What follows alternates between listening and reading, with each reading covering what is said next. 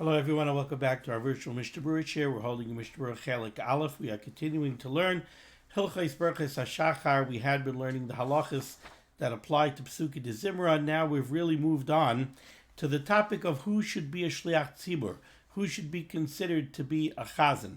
Now, the halachos that we're going to learn today, it kind of makes it very easy to say no when the gabbai comes over to you and asks you if you want to daven for the amud, because we're going to see that the bar of who should be a shliach tzibbur is marked as very, very high. As we saw yesterday, the shliach tzibbur really is a shliach tzibbur. He is, so to speak, the agent who is going up to the amud and davening for the tzibbur. There's a very, very moving poem, very, very moving piyut in the Rosh Hashanah and Yom Kippur davening, where we asked the Ribono Shel Olam, Heyeh im pipiyos shluchei amcha Yisrael, ha'imdim lefanecha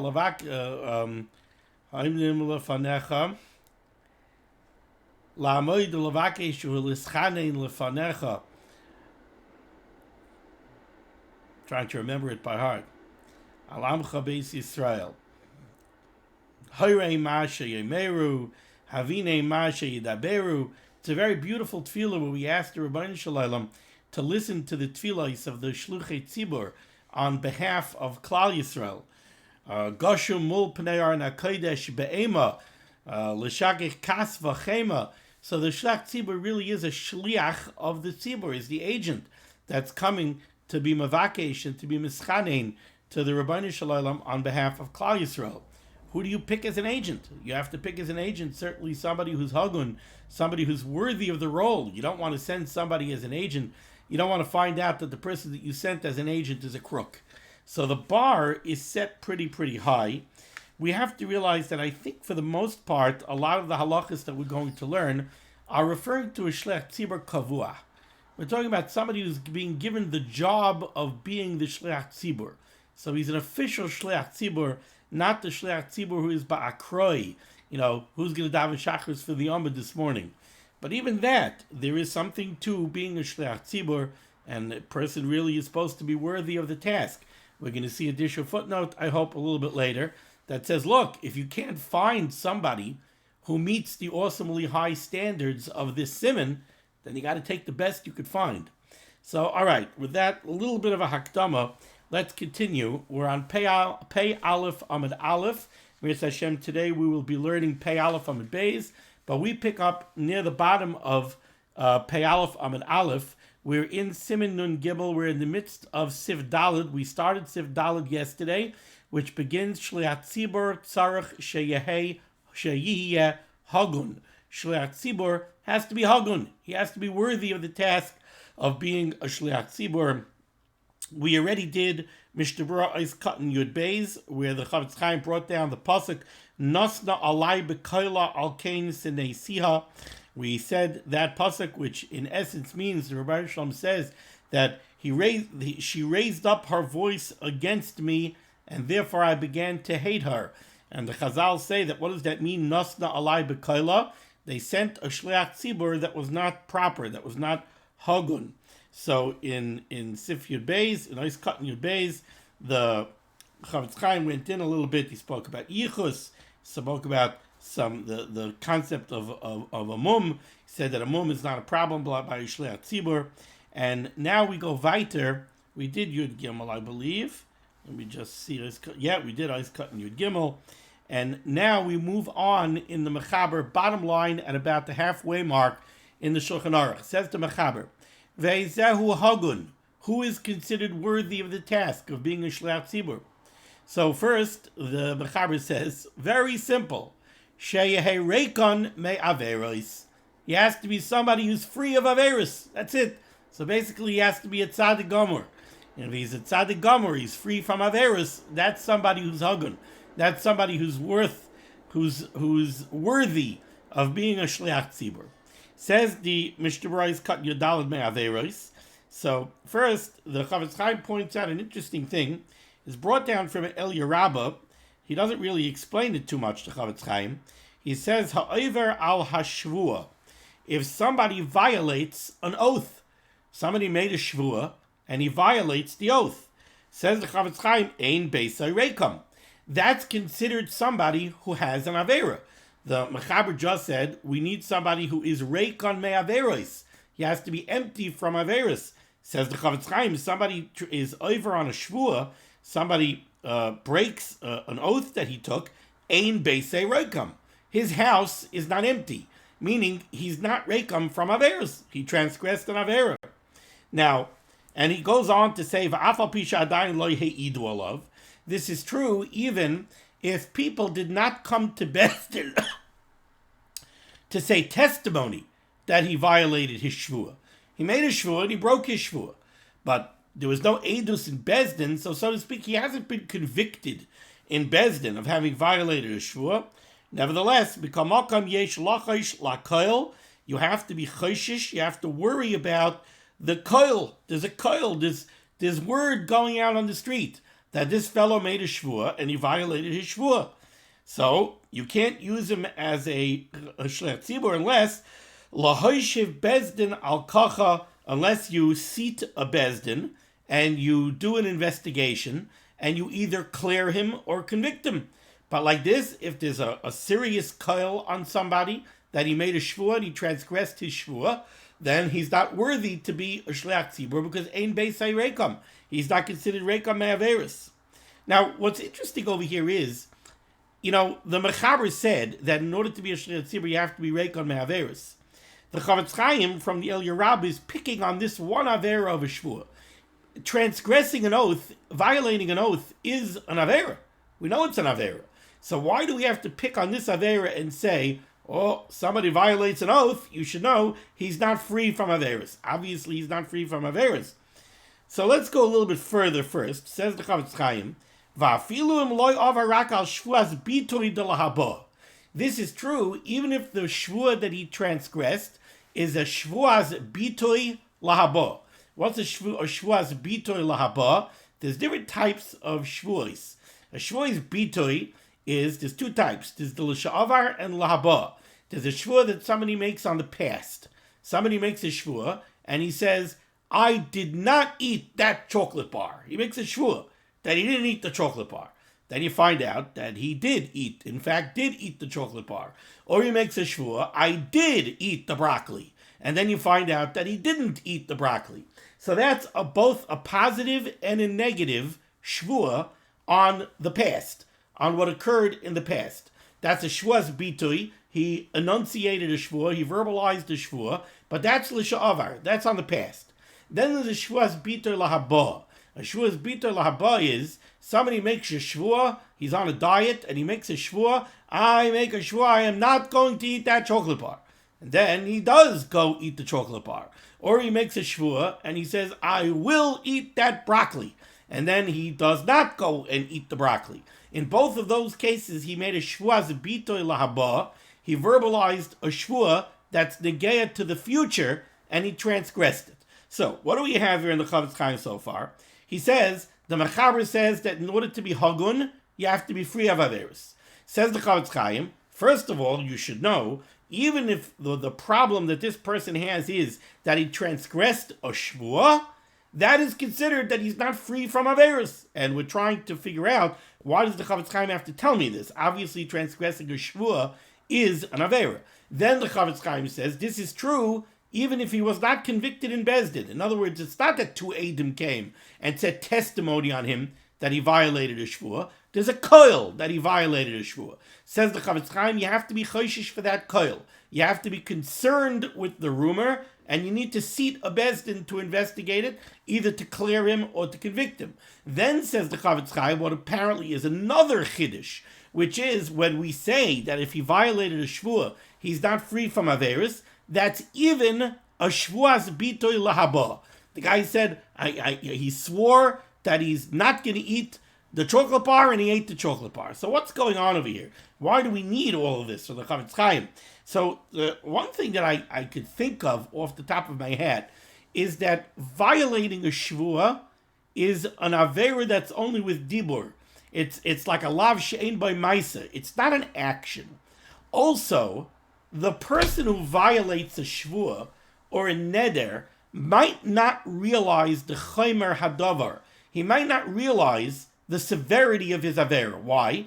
Because look, somebody chas v'chalila eats a cheeseburger. He knows that there's an issur daraisa against eating basar v'chalav. Even if somebody goes ahead and speaks lashon hara, which is also dibur, but he knows that there's isurei daraisa of lashon hara. Somebody goes ahead chas v'chalila is mechal Shabbos. He knows the severity of being mechal Shabbos. These are isurei daraisa. Even if they're not isurei, even if somebody violates only a derabanan, but he knows he did something which is an issur derabanan. If somebody makes a shvua that he's not going to eat a chocolate bar, he sees a Hershey bar, and I'm sorry, I know that's chalav stam. Somebody sees a Schmerling bar, and he makes a shvua that he's not going to eat it, and then he goes out and he eats it. Does he realize that he was over isurei daraisa, or does he think, I'm the one that made it usur? There's no issur in eating a chocolate bar. So by making a shvua, I created the issur. So you know what? He who makes the rules could break the rules. I don't know. Is it such a big deal? And not only that, we know that there's such a thing as being matir neder, right? We do it every Rosh Hashanah. Okay, look, I said it. I didn't mean it. Look, I don't know what I was thinking when I said it. I said it in a fit of rage. You know, I was all hyped up on my diet, and I went there, I made a shvua. I probably should have never said it anyway. So, all right. So, I'm not sure it could be, and that's why the Chavetz Chaim maybe points out a shvua's bitoy lahaba. Shvua's bitoy lahaba. So the guy says, look, you know, when I made the shvua, I really had in mind that I wasn't going to eat it. And then later on, you know, that was in the heat of the moment. Later on, I realized, listen, I'm not really breaking my diet if I eat a piece of chocolate once a month. What's the big deal? The shvua was that I shouldn't blow my diet, but this is not blowing my diet.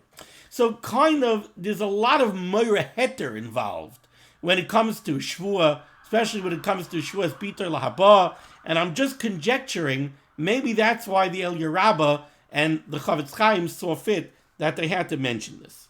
Okay, let's go weiter over here. You know, he's cutting your dalet. So, it's not befitting to name this person as a shliach tzibbur. Ayin sham El Yerabba. V'kosef sham oid. The El Yerabba writes further, b'shem mishpat tzedek. Demishu pasol machmas avera. If somebody is pasol for being a shliach tzibbur because of averas that he has, pasol liya shliach tzibbur afilu ba'akroi. When it comes over here to somebody who is pasol to be a shliach tzibbur because he has averas, that person is even pasol ba'akroi. That person tavachakas v'yomim tomorrow. Nope. He's puzzled, says the Chavetz Chaim. Because of a Pri Megadim, dahainu dafka b'shaloi asa tshuva, but the Pri Megadim says that that's only if the person didn't do tshuva. No, Yisrael has a cheskes kashrus, that if he did an avera, mustama, he was mahar b'tshuva, mustama at least some level of tshuva he did. Okay, says the Mechaber weiter. So the first thing that the Mechaber said was ve'zeu hogun, who's considered worthy of being a shliach tzibur, he has to be reikon me'averos. Continues the Mechaber, Vishaloi Yotza Olav Shem Ra. It has to be somebody who a bad reputation. He has not earned a bad reputation. What does a bad reputation mean? Not that he's not a nice guy. Meaning he had a reputation that he was over Averis. Afilu biyaldusoi. So in other words, you're looking at a 35-year-old man and you're considering him to be a shliach tzibur. But you remember that when this guy was 19, you know, he was an 18-year-old teenager. He went through a rough patch when he was a teenager. And Yotza Olav Shem Ra, when he was Bialduzai, when he was a young bacher, you know, he had a Shem Ra. It was out on the word was out on the street that he did some awful things. But now, already 10 years, he's been a sterling citizen. Says the Mechaber, no, you want to be a shliach tzibur, it has to be somebody that lo yotza olav shem ra afilu bi'aldusai. It has to be that even when he was young, he didn't have a shem ra. Told you, the bar is very high. Says the Chavetz Chaim back on Pei Aleph Amud Aleph, he's cut Tezvav v'shelo yotza. Over here, the Chavetz Chaim says dafka lemanoisai lechatchila. First, you have to know that this is only if you're considering a candidate mitchila. This guy was never a chazan. He was never a shliach tzibur. Now we're considering him as a candidate for the first time. So then, don't appoint him if he's somebody who had a shem rabbi al dusay. But if he was already appointed, and now somebody comes and somebody says, oh, I remember him from the old neighborhood. Well, you should know what a wild guy he was when he was 18, 19, 20. He did all sorts of horrible things. Baruch Hashem, he bounced back the right way. And he was chayzer b'tshuva, he straightened out, and now he's a wonderful person. So now you have somebody who's already a shliach tzibbur, he's already a chazan, and now you're finding out that once upon a time there was a shem ra on him bi'aldusai. In that case, says the Chavetz Chaim, aval ha'aviro yulasalkoi, to remove him, achar shehuchzak shliach tzibbur, once he became a shliach tzibbur, ein lanu. That we don't do, kemen shaloi nishma lavata mu'uma, since we don't hear anything bad about him now.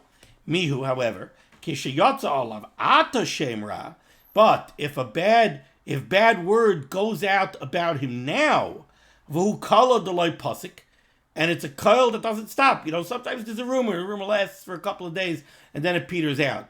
Sometimes a rumor breaks out, and it doesn't stop. Everybody's saying, yeah, you heard, it's a kala deloi pasik. So if somebody's an established shliach tzibur, and then starts a kala deloi pasik about Averis, then afilu yachid moicha alav lahaviroi, then even one person in the kehillah could come and be moicha and say, listen, I don't want this guy to be my shliach. I don't want him to be a shliach tzibur, and then you remove him. Now again, we have to know in current world reality, especially nowadays, kala deloi pasik, now with the curse of social media and everything, I don't know. It really takes a she'elas chacham. You really have to ask a paisik when it comes to these things. What makes a kala deloi pasik?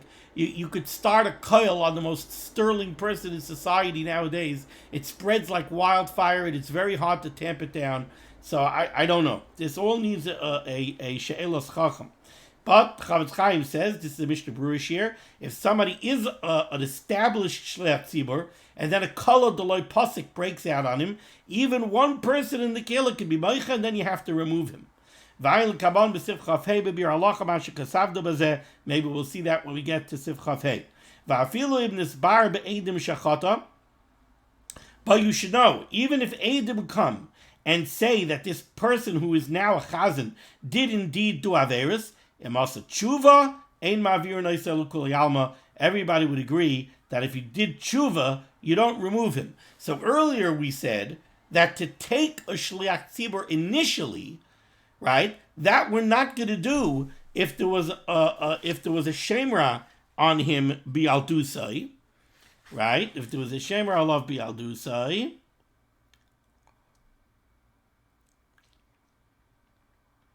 you know what? Let's see the next Mishnah Berurah. Ois kontesayin bi'aldusai. We don't take a shliach tzibur lechatchila. We don't initially appoint him if a shemra went out on him, even bi'aldusai, even when he was younger. Says the Chavetz Chaim, afilu nisbarer lanu she'asa oz tshuva al zeh ha'inyan.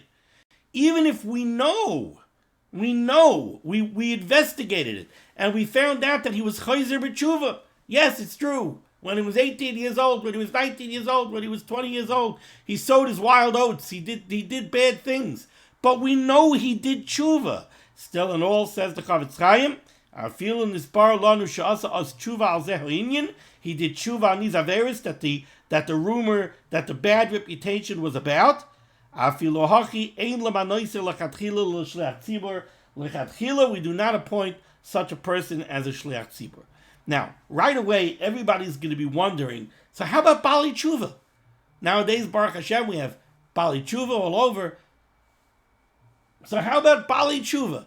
A Bali Tshuva can't be a shliach tzibur because it was Yatza Alav Shem Rabbi Aldusai, even though we know he did Tshuva. So even though it's jumping the gun, I'll point you to Dirshu footnote number 31 in the second paragraph, where he brings down from Rav Vosner Zatzal. He says,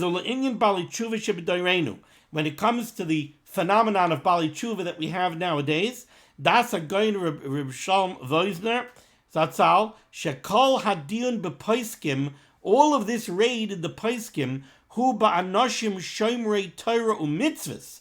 We're talking about people who were Shomrei Torah U'Mitzvahs, Ela Sheyotza Aleim Shem Rabbi Aldusam. So I guess What Rav Osner is saying over here we're talking about people who are from birth. Over here we're talking about somebody who was from. Somebody who was a fellow. And Yotzal of Shem Rabbi al Dusai, that while he was, so to speak, from, he was doing Averis. Aval Elu Shal Yerechaikim, Mishmiras Torah Mitzvahs. But somebody who was fry, somebody who was maybe a Tinik Shenishba, but for whatever reason he was fry. He was a fry fellow.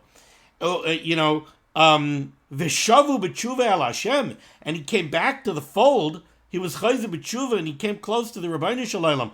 V'nasu shomrei Torah u'mitzvos, and they became bali tshuva. They became shomrei Torah u'mitzvos. V'nikeres kashrus ma'aseim, and everybody sees that they're kosher, a good yidden. Nechshavim k'bnei adam chadashim u'kipanim chadashay shabou lekan. These people are not considered yotzal of Shem Rabbi al Dusai. Bi'al Dusam, when they were young, they were fried. They didn't know better. So yeah, you'll tell me, oh, that guy, he ate cheeseburgers when he was 18. Yeah, he ate cheeseburgers when he was 18. He was fry when he was 18. He didn't know anything from Torah Mitzvahs when he was 18. When he was 19, he bumped into somebody and he met somebody. He learned about Yiddishkeit. He became from. But once he became from, he became from. So this halacha, that Yotzal of Shem Rabbi al Dusai, you can't use him as a shliach tzibbur even if he did tshuva, that's talking about somebody who was from. And the Yotzal of Shem Rabbi al Dusai is that he did Averis mitoich his fromkeit.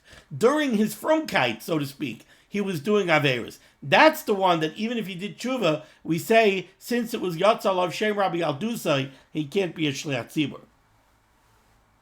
Continues the Chavetz Chaim here in Ois Tezayin, shliach tzibur shekvar heviru. If somebody was a shliach tzibur and he was removed from his position, Va'amad kach yomim v'shanim ba'askamas hakohol, and he remained removed from his steller with the agreement of the kehillah for many years. V'roitzam akshav l'manoisai, and now they want to reinstate him. Says the Chavetz Chaim, hevi ketchilas kabbalah. This is like an initial appointment. In other words, we've said there's a great difference between an initial appointment and a removal. An initial appointment, you don't appoint somebody initially if it was Yotzal of Shem Rabbi al Dusai, even if he did tshuva, but to remove somebody who's already a chazan, there's a higher bar. You don't remove him because you found out about Yotzal Shem Rabbi al Dusai. Now the Chavetz Chaim is saying, what if somebody was a chazan, but then he was removed, and he's been off the amud now for several years, and now you're considering reinstating him? That's like an initial instatement. Have a tetchilas kabbalah, va'afilu miut yechaylam limchais, and even only a few members of the killer could protest and stop the killer from reinstating him.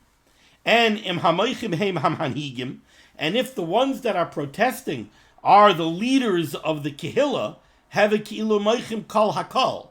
That's if the entire kehillah. So if the shul, let's say, has a board, the shul has officers, and it's the officers and the board that are objecting, they stand in the place of the entire kehillah. Im loy b'makom sheyesh boirim v'yesh takanu shelo l'shanis gzeirosam. Unless, let's say, the board has appointed gaboim, who the gaboim are in charge of this. They're in charge of selecting. There's a selection committee. They're in charge of selecting the shliach tzibur. Then the manhigim don't have that power because they've given the power over to these boirim, to these gaboim. Oz ein moel machas aparnosim. Then the macha of the officers, etc., doesn't matter because they've appointed gaboim in their stead. Okay. Continues the Mechaber, top line near the middle of the line. Next, V'sheyia Onov, the Chazan, the Shliach Tzibur, has to be a humble person. Umerutza la'am, and he has to be somebody who has the favor of the people. He's agreeable to the people. V'yesh loy ni'ima v'koiloi orev. He has to have a sweetness and a sweet and pleasant voice. V'roga likrois Torah neviim uksuvim, and he has to be somebody who is in the habit of learning, but not only learning Torah, Nevi'im, and Ksuvim. Okay, interesting. Let's see the Mishnah Berurah over here. Ois Katan Yud Zayin. La'am. He has to be somebody who's favorable to the people. Says the Chavetz Chaim on that note. Kosav b'tshuvas Maharam Mintz, the Maharam Mintz writes in the tshuva, Yizoher hachazan. The chazan, the shliach tzibbur, has to be very careful. And over here, it sounds like we're talking about a shliach tzibbur kavua, right? Somebody who's a chazan. Maybe this is the fellow who davens yomim naroim. He's a chazan. He's a shliach tzibbur, a mamuna. He has a position. He's a shliach tzibbur kavua. Yizar chazan, the chazan has to be careful. Im yesh riv uketata bein shnei balei batim. Let's say he knows that in his shul there's nebuch hamachloikis between two of the balabatim. Sheyehei b'shev va'al taisa. He has to be removed from the machlokes. So everybody knows that there's a machlokes raging in the Kehillah, and there's the pro-Ruvains and the anti-Ruvains, and the pro-Shimons and the anti-Shimons. Never such a thing should never happen. And everybody's got an opinion on the matter. The chazan has to be removed from it. He has to have nothing to do with it. Hein b'dibur, he can't speak about it. Hein b'maisa, he can't take any actions on it. Hein begoloi, not when everybody's talking about it, his lips have to be sealed. Hein b'seiser, even when he goes home, and he can't say anything to his wife, which side he supports, which side he thinks is right or wrong. Nothing. He has to be totally removed. Why? Because he's a shliach tzibbur. And he has to be a shliach of both of these balabatim. Both of these balabatim are in the tzibbur that he's representing. So he has to represent both of them. So he has to be totally removed from this machlokes. The cholshkein, took me a while to chop the cholshkein over here, and I'll tell you an important lesson. The cholshkein, certainly, im yesh esek riv, im odam acher. Let's say somebody in the Kehillah is involved in a machlokes, not with somebody else in the Kehillah. The cholshkein, certainly, im yesh esek riv, if there's a machlokes, im odam acher she'enoi meho'ir, with somebody else who's not even from this city. So he's not part of our Kehillah. Im balabayis, together with somebody in the Kehillah, sheyehei b'sheva al taisa. Then certainly the chazan has to be removed. So you hear what the Chavetz Chaim is saying? Two cases. Case number one, there's Reuven and Shimon who are both members of the Kehillah, and they're having a machlokes. The chazan has to be totally removed. He has to be sheva al taisa from that machlokes. Why? Because he's got to represent both of them. Then says the Chavetz Chaim, kolshkein, certainly, if one member of the Kehillah is having a machlokes with somebody outside of the Kehillah, then certainly he has to be removed from the machlokes. What's the kal v'chomer? So I was struggling to figure out what the kal v'chomer was, and I decided to look this up in the Eliyah Rabbah. This is brought down from the Eliyah Rabbah. If you take a look at Shari Tshuva, Eis Katan Yud Ches, Huva be'Eliyah Rabbah. This is brought down in the Eliyah Rabbah. And the first thing that jumped out at me was that the wording of the Eliyah Rabbah is not the wording that's brought down here. What the Eliyah Rabbah says is, V'cholshkein im yesh riv im nochri. She'eino im nochri im balabayis sheyehei b'sheva al taisa.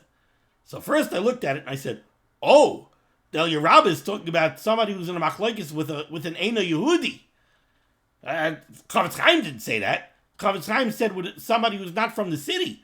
So what? Why would the Chavetz Chaim quote the Eliyah Rabbah? The Eliyah Rabbah says Nachri, and the Chavetz Chaim writes that it's just somebody from outside the city. Then I looked weiter. Weiter in the Chavetz Chaim. Va'afiluim oisai ha'adam. Even if this person, which person? The one that the Chavetz Chaim described as somebody who's not mibnei ha'ir. The one that the Eliyah Rabbah described as a Nachri. Even if that person, whom mechutanoi oikarav shaloi, even if he's a mechutan of the chazan or a relative of the chazan. Oh, wait a second. So clearly the Eliyah Rabbah did not mean an Eino Yehudi when he said Nachri.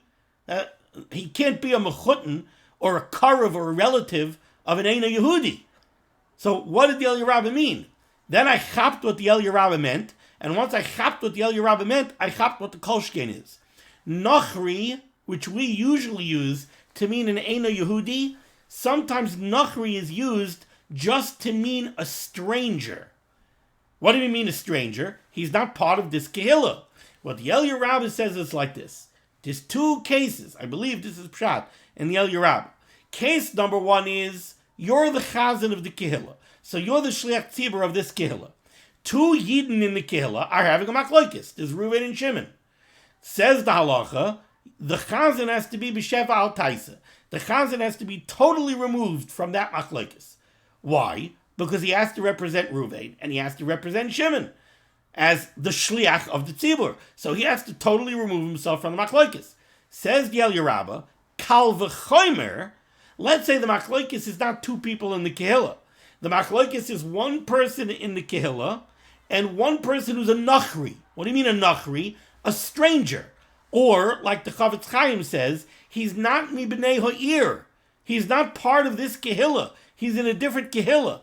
Then certainly the chazan cannot take sides with that nachri. What's the kolshkein? Tell you what the kolshkein is. In the first case, where both people are from the Kehillah, so then the chazan will say, look, even if I take sides, right? Reuven is in the Kehillah, Shimon is in the Kehillah. No, if I take sides with Reuven, I'm still representing the whole Kehillah. Reuven is a member of the Kehillah. So I took sides with one member of the Kehillah, but they're both in the Kehillah.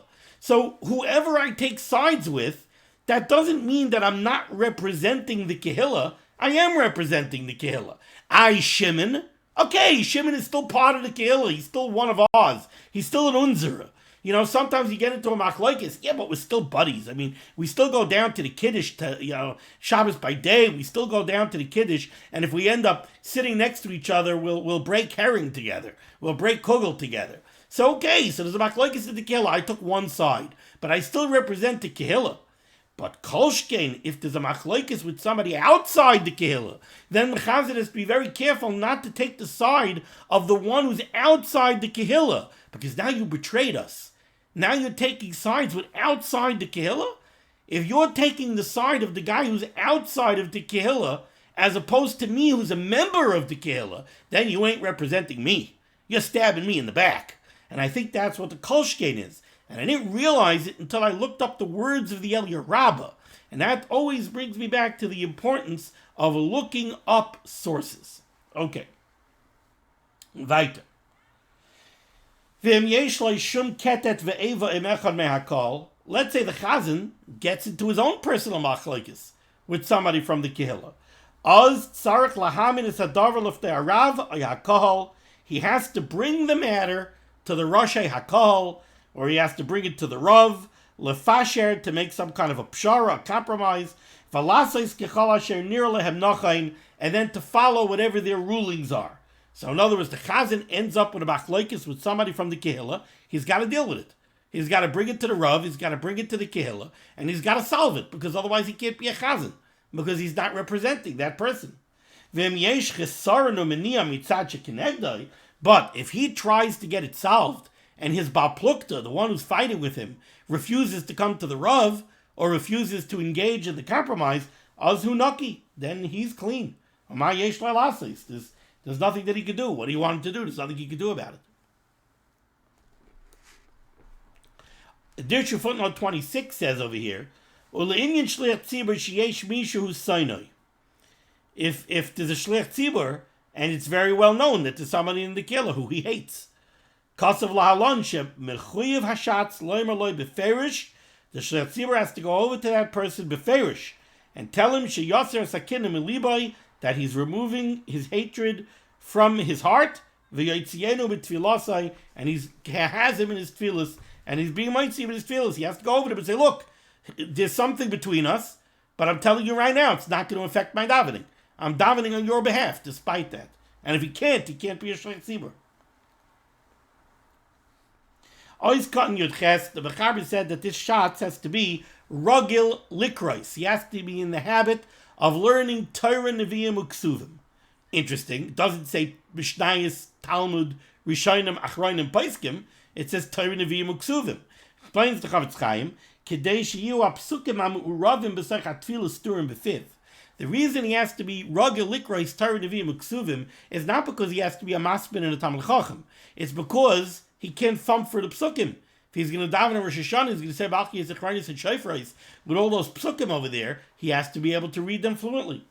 Gam imeina ragil likros, and another reason, if he's not somebody who's learned, then unfortunately maybe hu bichlal meisir oznoi mishmaya Torah, somebody who removes his ears from listening and learning to Torah, gam tfilasai teyeva. Shlomo Mel says in Mishlei, such a person's davening is a teyeva, is an abomination. Brought down again from the Eliyah Rabbah. Kasav b'pri begad b'sim tavkuf pei aleph sif aleph isa. It's brought down to Rosh Hashanah of Yom Kippurim. On Rosh Hashanah and Yom Kippur, there are additional prerequisites over here for a shliach tzibbur. Be'inon sheyeh nasui, he has to be married. Uben shloishim, he has to be 30 years old. Why does he have to be married? Why does he have to be 30? He has to be married so that he should have a wife. Why does he have to have a wife? Because his wife will protect him from transgressing averis of a sexual nature. This will give him protection, so he has to be married. Uben shloishim, and he has to be 30. Why 30? Two reasons that are brought down. One is because the Leviim weren't able to do the avodah until they were 30, and tefillah is avodah, right? Unishal parim sifasenu. So our tefillah stands in the place of the avodas hakabanos, so you had to be 30. Another reason brought down is somebody who's 30 is leiv nishbar v'nitke. He already has, so to speak, a broken heart, and the Rebbeinu Shalom listens to the tefillos of a leiv nishbar v'nitke. Why does somebody who's 30 have a leiv nishbar v'nitke? I think what it means is that by the time somebody reaches 30, the naivety, the innocence, and maybe the naivety, idealism of youth has dissipated. Somebody is living through life, the tribulations of life, the challenges of life. He already has a humbled heart. A leiv nishbar v'nitke, he could be mispalel. Where youth, they don't know what the challenges mean. So the tefillah isn't the same. Umashma, the implication over here is that b'shayim hashana, the other days of the year, afilu eina nasi, even somebody who's not married, could be a shatz. Mikamokim nirali, however, the Chavetz Chaim says it appears to him, the nasui kaidem labacher, that somebody who's married always comes before a bachelor, va'afilu ibn smali zikanai, even if he's old enough that he could grow a full beard. The bottom line is he's not married, somebody married comes before him. Okay. Sifhei, says the Mechaber, im ein moitzid mi sheyeh by kalamidus elu. If you can't find somebody who meets all of these prerequisites, yivcharu ha'tov shebetzibbur b'chachma v'maisim tovim, you take the best that you could get in the tzibbur. Says the Ramah Hagah, v'em hayakan amaoretz zakein, you have an elderly amaoretz, v'kailoi noim, and he has a beautiful voice, v'ha'am chafetzim bay, and the people want to hear him. They want him to be the chazan. So he's an elderly amaoretz with a beautiful voice. Uben shloish esrei shana, and then you have a 13-year-old shnuk, hamevin masha omer, who knows what he's saying. He's not an amaretz, he understands the davening. Vein kailei noim, and he doesn't have a pleasant voice. Hakatan hu kaidim. This young 13-year-old comes first. So you have an elderly amaretz, he doesn't know what he's saying. Sweet voice, everybody loves to hear him daven. Then you got a 13-year-old kid with a raspy voice, but he knows what he's saying. You take the 13-year-old. Says the Chavetz Chaim, is cutting your test. Who kaidim? Afilu liya shliach tzibbur kavua. Even to appoint him as a shliach tzibbur kavua. Koshu shloish esrei shana ve'evishtei cyrus. As long as he's 13 and he already grew 2 pubic hairs, so he has the physical simanim of being an adult. Says the Ramah Vayter. Mi sha'ava avera b'shoigeg. Somebody who transgressed an avera, but he did it b'shoigeg, inadvertently. Doesn't mean accidentally. Inadvertently. Kigoyin shaharaga nefesh b'shkaga. He fell off a ladder, landed on somebody, and never killed somebody. V'chazer b'tshuva, and he did tshuva. Mutter liya shliach tzibur. He's permitted to be a shliach tzibur. Avol im asa b'mezid loy. But somebody did it avera b'mezid, and he did tshuva, can't be a shliach tzibur. To become makam yatsa alav shem ra koydem hatshuva. And like the Mechaber said, yatsa alav shem ra b'yaldusai, he's not eligible. Says the Mishnah Berurah, Eis Kat Chaf, the one who did the avera b'shoigeg, if he did tshuva mutter liyos, he could be a shliach tzibur. Deloy mikri ein perkai noeh. Ein perkai noeh means somebody who has a bad reputation. The word perek means a time period. Ein perkai noeh. His perkai, his earlier years, that period of his life was not nice, was not noeh. Somebody who did the Avera B'Shoyig, that's not called in Pirkei Noah. Elo Davke Shaya Muad Lasei Stvarim She'enon Mehuganim. In Pirkei Noah is somebody who did Averis B'Mezid. So there was a period in time when he was a Muad. He was known and he was Olol to do Averis. Aval Misha Poli Yodei Shikigas Maisa U'B'Scharet Harezet Tzadik Gabel L'Chol Davar U'Mota L'Manoisa L'Chatchila L'Shliach Tzibbur. I was cutting Chaf Aleph, but if also B'Mezid, if he did Averis B'Mezid, Lav Dafka Horag, the example of the Ramah is he killed somebody. Says the Chavetz Chaim, we don't mean that it has to be such a severe Avera that he killed somebody. Do I didn't share Averis, other Averis too. Uchidel El B'Sif Dalid, like the Mechaber said earlier in Sif Dalid. The Be'inan Shelo Yatsa Lav Shem Rafilu Miyaldusai. The Chen Kasav Achol By Beferish. Ice Khan Chaf Beis to become Akub Yatsa. And finally, we get over here, Ayin b'Magen Avram. Chavetz Chaim says, everything that we have said, notwithstanding, take a look at the Magen Avram. Shehevi b'Shem Harbe Paiskim, who brings down in the name of many Paiskim, Tafilu b'Mezid, even somebody who did Averis b'Mezid, Kol Sheshav, as long as they did Tshuva, Shari Li'yoy Shliach Tzibbur, Kavua. They could even be a shliach tzibur kavua. So the Magen Avram softens the blow, lowers the bar by quite a bit. He says even somebody who did Averis b'Mezid, if we know he did tshuva, he could be a shliach tzibur, even a shliach tzibur kavua. The dafka linyan times tzibur machmirinon shelo yotza olav shem ra'afilu miyaldusai. This very high bar that we have to know shelo yotza olav shem ra'afilu miyaldusai. That's a shliach tzibur that you're sending up on a tainus to be mispal for the tzibur, like an ace tzara. Avaliyah shliach tzibur kavua l'shayimais hashana moto lamanoisei afilu lechatchila kol sheshav b'tshuva. V'chazeh hevi apri begadim b'shem el Yerabba lahalacha. V'kasab el Yerabba de b'yamim neiroyim for Rosh Hashanah and Yom Kippur al kapanim yesh la'achmer ladu kitin tainus. Maybe then we should be machmir to look for the person that wasn't Yotza Alav Shei Rabbi Al Dusai, even if he did tshuva. The be'emes afilu b'shayim ha'ishana yesh b'zeh harbi deis ben ha'poiskim. Ayim ikneses agdolu bir agra. V'chol zahainu shaloi lamanoisei lechatchila, aval ein misalken oisei lekul me'alma in shav b'tshuva. Certainly everybody agrees if you know a fellow did tshuva, you can't remove him from his position. Okay, I'm going to stop over here. We'll continue this Mishnah Berurah session next time. Thank you so much for joining me for limud HaTorah. The schus of limud HaTorah should be Megan Agans Klal Yisrael. The worship should send Yeshua's, Refuah's, Parnasa, and Shidduchim to all those in need. And we should be zeicher to see the B'yaskal Tzedek, the Mehera v'Yameinu. Amen. Be well.